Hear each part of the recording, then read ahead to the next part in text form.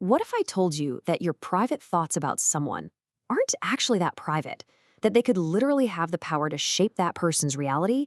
Well, today, we're diving into an incredible psychological phenomenon that suggests exactly that. So let me just ask you straight up.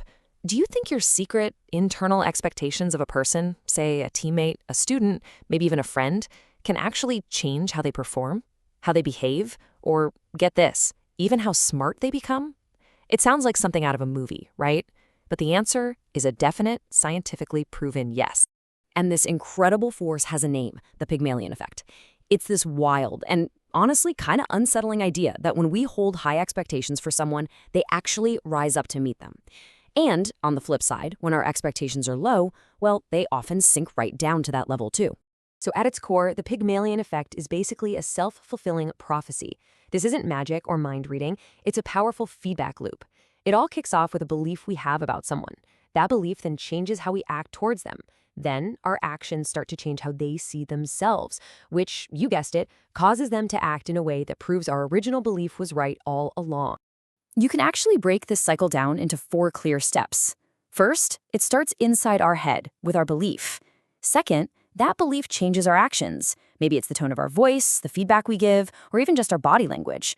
Third, our behavior starts to seep into their head, shaping their own self-belief. And finally, that new self-belief drives their actions, which ends up confirming our original expectation. And just like that, the circle is complete and keeps on reinforcing itself. Okay, I know that all sounds a little abstract, so let's make it real. Let's see how this whole cycle plays out in a super simple story about a basketball coach and 2 brand new players.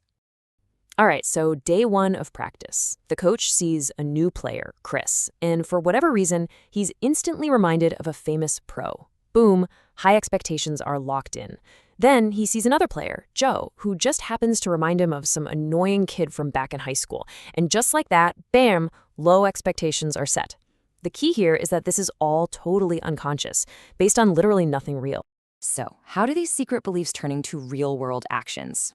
Well, the coach invests a ton of time in Chris. He pushes him harder, gives him specific, detailed feedback, makes more eye contact, gives him that encouraging nod from the sidelines. But with Joe, it's like he's invisible. He gets almost no feedback and very little of the coach's time or energy. The difference in how they're treated is just night and day. And of course, the coach's actions start to directly mess with how the players see themselves. Chris feels valued, he feels supported, so he starts to think, hey, maybe I am really good at this. Joe, on the other hand, just feels ignored and overlooked, and he starts to think, man, I guess I just don't have what it takes. And this is where it all comes together. Chris's new confidence fuels him.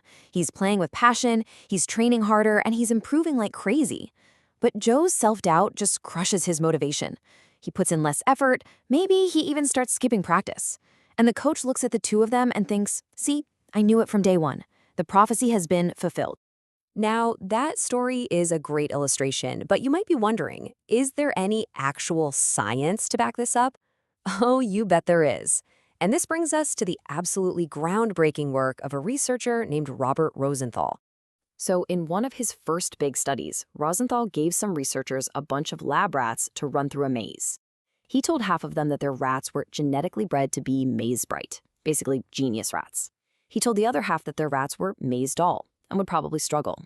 But here's the kicker. They were all just regular, identical lab rats. There was no difference between them at all.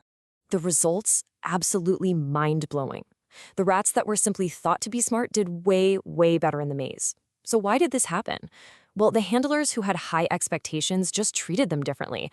Maybe they handled them more gently or with more encouragement. Those tiny, subtle differences in treatment directly changed how the rats performed. Okay, so Rosenthal then took this incredible idea from rats in a lab to kids in a real classroom. At the beginning of the school year, he told teachers that a few of their students, who were picked completely at random, by the way, were academic bloomers who were about to have an amazing year of growth. These kids were no different from anyone else in the class. And the result? By the end of the year, the students who were randomly labeled as talented showed a much bigger increase in their IQ scores. We're talking an average of a 12-point gain over their classmates. The teachers, probably without even realizing what they were doing, had given these kids more chances to talk, more positive feedback, and more encouragement. Their expectations literally made these kids smarter.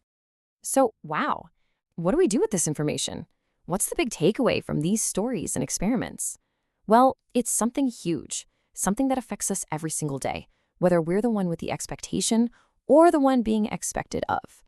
Robert Rosenthal himself really said it best. He wrote, "When we expect certain behaviors of others, we are likely to act in ways that make the expected behavior more likely to occur."